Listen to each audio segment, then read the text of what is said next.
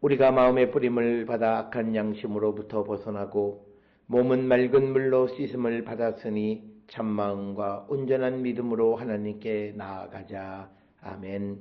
전능하사 천지를 만드신 하나님 아버지를 내가 믿사오며 그 외아들 우리 주 예수 그리스도를 믿사오니 이는 성령으로 잉태하사 동정녀 마리아에게 나시고 본디오 빌라도에게 고난을 받으사 십자가에 못 박혀 죽으시고 장사한 지 사흘 만에 죽은 자 가운데서 다시 살아나시며 하늘에 오르사 전능하신 하나님 우편에 앉아 계시다가 저리로서 산자와 죽은 자를 심판하러 오시리라. 성령을 믿사오며 거룩한 공예와 성도가 서로 교통하는 것과 죄를 사하여 주시는 것과 몸이 다시 사는 것과 영원히 사는 것을 믿사옵나이다. 아멘.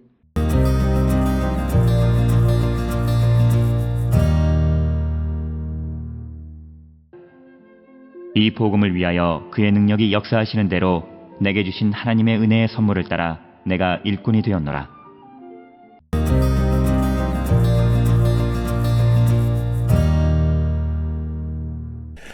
오늘 우리가 함께 읽은 에베소서 3장 7절, 이 복음을 위하여 그의 능력이 역사하시는 대로 내게 주신 하나님의 은혜의 선물을 따라 내가 일꾼이 되었노라. 그래서 이 에베소서 3장 7절에서 바울은 자신이 복음을 맡은 사도로 부름받은 이유와 근거를 말하는 부분이 되겠습니다. 7절에서 바울은 자신이 복음의 일꾼이 된 것은 하나님의 능력이 역사하시는 대로 주신 하나님의 은혜의 선물에 의하여 되어졌다, 이렇게 말합니다. 그래서 바울은 자신이 이방인의 사도가 된 것을 하나님의 은혜의 선물이다, 이렇게 고백하고 있는 부분이 되겠습니다.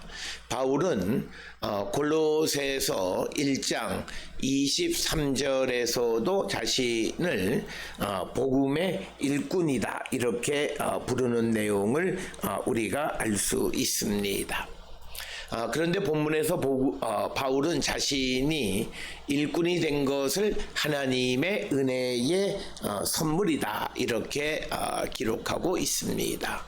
그래서 자신의 사도직은 고린도전서 3장 10절처럼 하나님께서 어떻게 주신 그런 어떤 하나님의 은혜라고 이제 고백하는 그런 내용이 되겠습니다. 특별히 고린도전서 이 3장 10절에 의하면 바울은 이렇게 이야기합니다. 내게 주신 하나님의 은혜를 따라 내가 지혜로운 건축자와 같이 터를 닦아 두매 다른 이가 그 위에 세우나 그러나 각각 어떻게 그 위에 세울까 조심할지니라. 그래서 하나님의 어떤 은혜를 따라서 내게 주신 것이다, 이런 고백이 있습니다. 그래서 마찬가지로 오늘 주시는 본문 7절에서도 바울의 자신의 사도직은 하나님의 은혜의 선물이다, 이렇게 고백하고 있고, 그런데 그 능력이 역사하시는 대로라는 표현을 통해서 바울은 자신의 사도직을 수행하면서 하나님의 능력을 체험했다, 이렇게 말하고 있습니다. 그래서 이런 표현은 골로새서 1장 29절에서 내 속에서 능력으로 역사하시는 이의 역사라는 표현과 같은 것입니다. 그래서 바울은 예언자이면서 사도이며 이것은 그가 사도직을 수행할 때 나타나는 그런 모습을 우리가 보게 됩니다. 그러면서 7절에 이 복음을 위하여, 앞에서 언급한 3장 6절에서 언급된 이방인도 함께 약속에 참여하는 그런 복음을 가리키는 겁니다.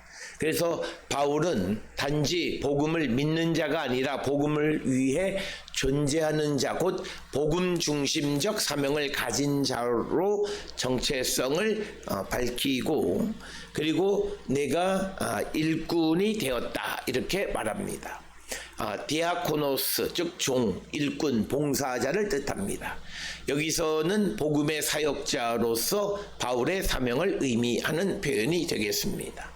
그래서 바울은 자신의 사도직을 지배자가 아니라 봉사자적 사역자로 이해하고 있습니다.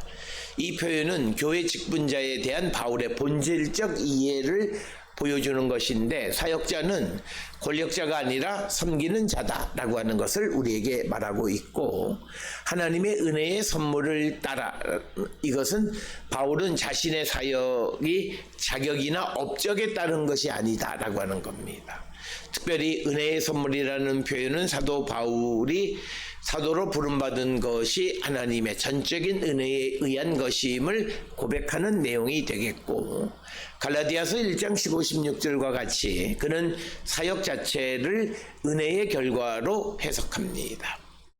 그래서 그의 능력이 역사하시는 능력, 하나님의 초월적이고 실제적인 힘이 나타나는, 역사하시는, 이것은 지속적으로 작동하는 능력을 의미하고, 단순한 가능성이 아니라 실제적이고 경험적인 에너지를 의미합니다.